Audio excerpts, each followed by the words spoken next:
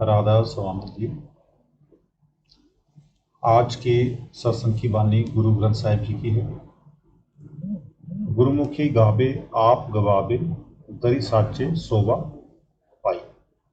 अब गुरु साहिब बतौर सवाल फरमाते हैं कि हमारे और मालिक के बीच में रुकावट किस चीज़ की है, दीवार किस चीज़ की है।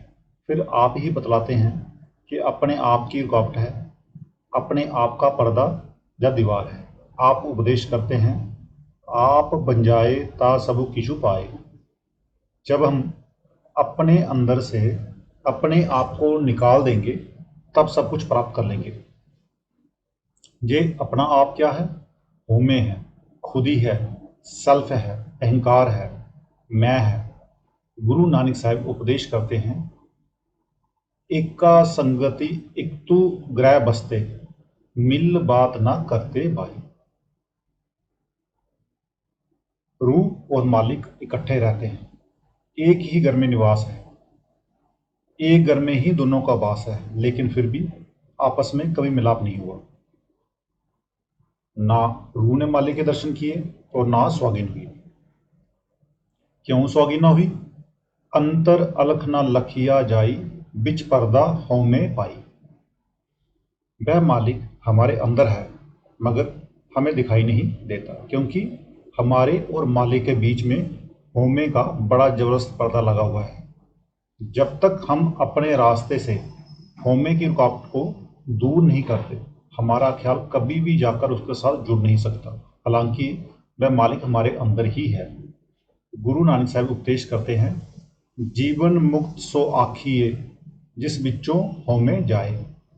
महात्मा उदार नहीं करते, मौत के बाद की मुक्ति का दिलासा नहीं देते। वे हमें जीते जी मुक्ति प्राप्त करने का, जीते जी अपने अंदर से होमे को निकालने का मार्ग बताते हैं। ये होमे क्या है? मैं, मेरी है, खुदी है, अहंभाव है। हम हर रोज कहते रहते हैं, ये मेरा मित्र है, ये मेरी कौम है, ये मेरा मुल्क है, लेकिन जो कुछ भी नजर आ रहा है सब कुछ उस मालिक का है। हम अपने आप को मालिक से अलग समझे बैठे हैं और इन पदार्थों को अपना बनाने की कोशिश कर रहे हैं। इसका नतीजा क्या होता है? ये तो आज तक ना किसी के बने हैं, ना ही बन सकते, लेकिन इनके साथ प्यार करके हम इनके जैसे ही हुए बैठे हैं। जहाँ आशा तहाँ बासा, अर्थात जिन शक्लों और पदार्थों के साथ हमारा प्यार होता है हम उनके समान ही हो जाते हैं। मन की आदत है कि जिस किसी ना किसी पदार्थ में अटका रहता है, किसी ना किसी शक्ल के प्यार में उलझा रहता है। ये दुनिया में से अपनी उंगली उठाता नहीं, इसका दुनिया का प्यार टूटता नहीं। जब तक ये दुनिया के प्यार को नहीं छोड़ता तब तक ये कभी भी मालिक से मिलने के काबिल नहीं हो सकता। सो गुरु साहिब फरमाते हैं, गुरुमुखी गावे आप गवावे। गुरुमुख क्या गाते हैं? वे शब्द और नाम की कमाई करते हैं। वे अपने अंदर से क्या गवाते हैं, क्या निकाल देते हैं? होमे को गवाते हैं, खुदी को निकाल बाहर करते हैं। फिर इन्हें इसका क्या फल मिलता है? दर सच्चे शोभा पाई। वे सच्ची दरगाह में जाकर सच्ची इज्जत हासिल कर लेते हैं। आपके कहने का मतलब यह है कि जब भी होमे की बीमारी से हमारा छुटकारा होगा, केवल शब्द और नाम की कमाई के द्वारा ही होगा। जब तक हम होमे नहीं छोड़ते, दुनिया का मोह और प्यार नहीं छोड़ते, तब तक कभी भी जाकर मालिक से नहीं मिल सकते।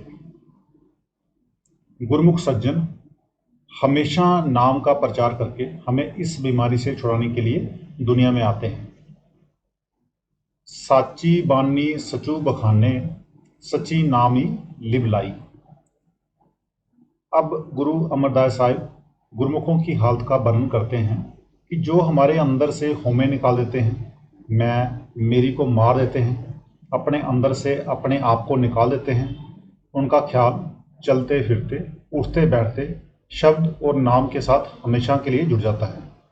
वे दुनिया में रहते हुए भी दुनिया के मैलों में नहीं लिपटते। हमें दुनिया में किस तरह रहना चाहिए? फर्ज और कर्तव्य समझकर रहना चाहिए। गुरु नानक साहब उपदेश करते हैं, जैसे जल में कंबल निरालम, मुर्गाई निशाने, सुरती समदी बहुसागर तरिए, नानक नाम बखाने। जिस प्रकार मुर्गाबी जल में रहती है पर जब उड़ती है तो सूखे परों के साथ, जिस प्रकार कमल के फूलों की जड़ें पानी में होती है मगर वह खुद पानी से बाहर रहता है, इसी प्रकार सूरती शब्दी बहुसागर तरिए हम भी अपनी सूरत को शब्द के साथ जोड़कर इस भव सागर से पार हो सकते हैं। खजूर महाराज जी समझाया करते थे कि जो मक्खी शहद के किनारे पर बैठती है वह शहद भी खा जाती है और सूखे परों से उड़ भी जाती है, लेकिन जो मक्खी शहद के बीच में जा बैठती है उसके पंख भर जाते हैं, वह शहद भी नहीं खा सकती और जान भी दे देती है। सो हमें उस मक्खी के समान जो कि शहद के किनारे बैठती है इस दुनिया में रहना चाहिए। हमें बेटे बेटियों, कौमों महजमों और मुल्कों की सेवा भी करनी है, उनके प्रति अपना फर्ज भी अदा करना है, लेकिन खुद को उनमें इतना जज्ब और लीन नहीं करना है कि हम अपने आप को भूल जाएं। हमें सब कुछ करते हुए अपने ख्याल को शब्द के साथ जोड़कर रखना है। संत मंत हमें कायर और बुजदिल नहीं बनाता। संत महात्मा हमें समाज पर अपना बोझ डालने का उपदेश नहीं देते, बल्कि साध संगत की सेवा करते हुए मालिक की भक्ति तथा शब्द की नाम की कमाई करने का उपदेश देते हैं। घर बार छोड़कर जंगलों पहाड़ों में जाने से मालिक से मिलने का कोई खास शौक और वैराग्य नहीं पैदा हो जाता। पेट को रोटी की जरूरत होती है, शरीर को कपड़ों की जरूरत होती है, गर्मी और सर्दी से बचाव के लिए कोठरी की जरूरत होती है।